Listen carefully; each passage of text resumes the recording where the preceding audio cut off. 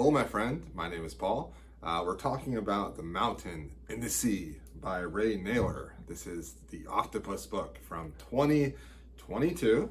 This is published by MCD, who is a part of Fur, Strauss, and Dro. I don't actually know anything about that publisher, but whatever. This is the first book maybe that I've read by them. This book is about 450 pages, but there are a lot of blank pages in here, and there are a lot of pages with quotes in this book. So I would say it's probably more around 375 pages, 385 pages, somewhere around there. Now, this is a book about three different plots.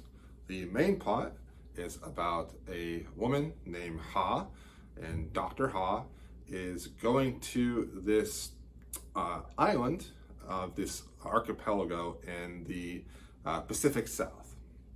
And there she is to study a new species of octopus.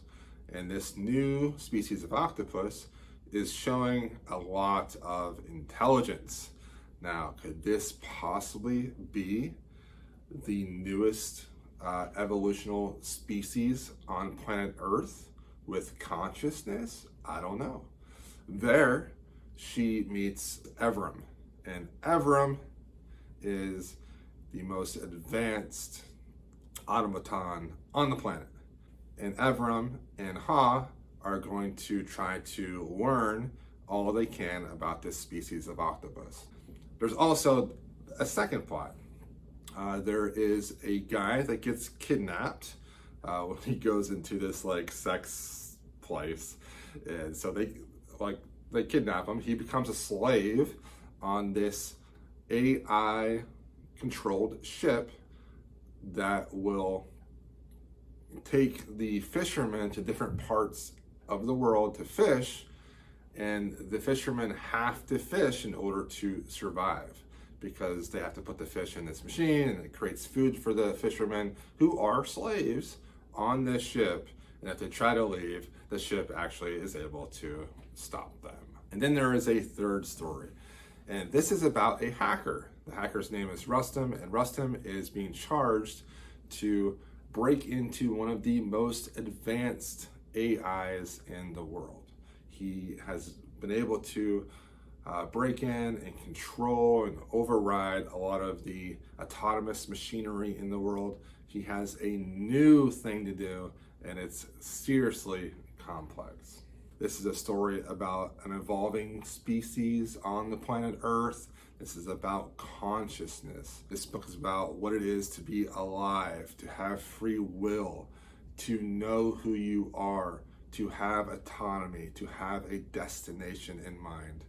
This book is about your ability to choose. There is so much in this book. And that is the reason why I think people would like this book, because there is so much depth in this book. Before each chapter, there is a quote, and that quote is from either Dr. Ha's book or from another character, Dr. Kapatata, something like that. Anyways, Dr. Ha's book, she wrote something that's called How Oceans Think, and how octopi can actually have consciousness, have really high intelligence, create tools, and do all these amazing things. So before each chapter, there's a little bit of like a quote, and those quotes actually bring a lot to the story, because it talks about consciousness, it talks about species evolution, and you as a reader actually learn a lot about the theories that the book is talking about. It's brilliant. And then the other sections is about artificial intelligence. So obviously there is a parallel between artificial intelligence and these octopi who are evolving and becoming smarter.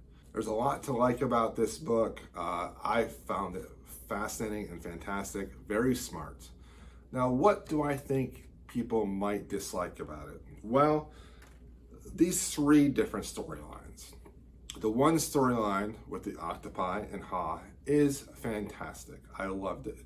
The other two storylines might not be for everyone. The one storyline with the slaves is violent. It is not fun to read at times.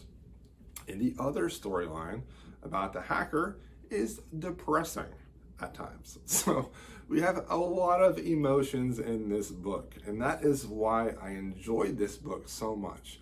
At one point, I was fascinated. I was intellectually stimulated. 4 pages later, I was disgusted. I was upset. 7 pages later, I was depressed. Like, what even is life? What is the meaning of life? I don't even know if I'm doing life right.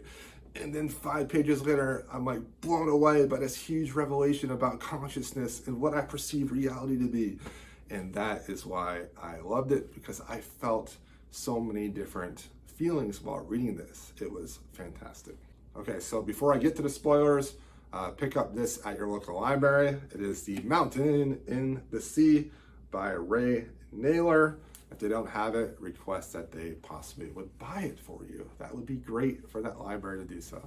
But anyways, read this book. But if you want to hear about the spoilers and what I really thought about the book, stay tuned. Now I want to talk about some of the actual book and some spoilers. So if you don't want to be spoiled, turn off the video and move on with your day and have an amazing day, because you are amazing. Now, I'm going to talk about some spoilers because I want to remember what actually happened in this book. So all 3 storylines do come together, and there are these subtle reveals throughout the entire book.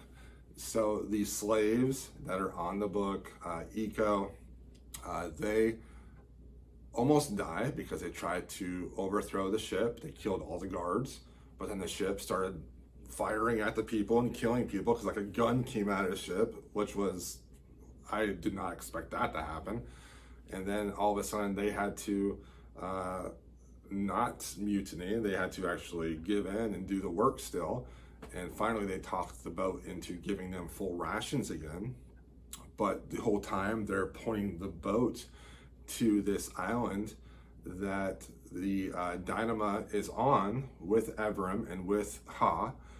And once it gets to the border, the security person ends up killing everybody on the boat. But of course, Eco escapes because he's one of our main characters. But it was really sad that his friend's son died, and they, were able to get to, he was able to get to land. But it was interesting how that entire side of the story was all about them getting to the island and causing the octopi to think that they're being attacked, and for them then to go attack the island, and to kind of have this revelation that the octopi have been watching the people on the island just as much as what the people on the island have been watching them. And also the revelation that Rustam is trying to hack into Evram, the AI robot. And I thought that was obvious, of course, but the decision to not go through with it and actually kill his handler with the invisible drone was crazy, right? And I just was amazed at how smart this book was and how much I learned about consciousness. Like every chapter, there was something that blew my mind away. And I was like, whoa, I never really thought about life, who I am, and consciousness in that way. I really did think that Ha and Evram was going to have a romantic relationship, which reminds me, the revelation that Cameron was actually just that 0.5 artificial intelligence for Ha, that was a great revelation. And it made me really think, like, would I want to have that type of relationship with an artificial intelligence? And I don't know what the answer to that is. But I love this book. It's probably one of the best books I read recently. I thought it was fantastic. It was so good. So Paul, when you watch this in the future, just remember how you felt, all the amazing revelations about what it is to be human, consciousness, evolution, and things of that nature. And also remember how crazy the endings were, where all the storylines were coming together, but also how important it was to have this freedom and the ability to choose for all these characters. Also, oh, I just remembered the revelation that Ha and Evrim are actually prisoners on that island. That blew me away too. Yeah. Okay. So those were my spoilers for that book. The Mountain and the Sea. Ray Nayler. Fantastic. Pick it up at your local library.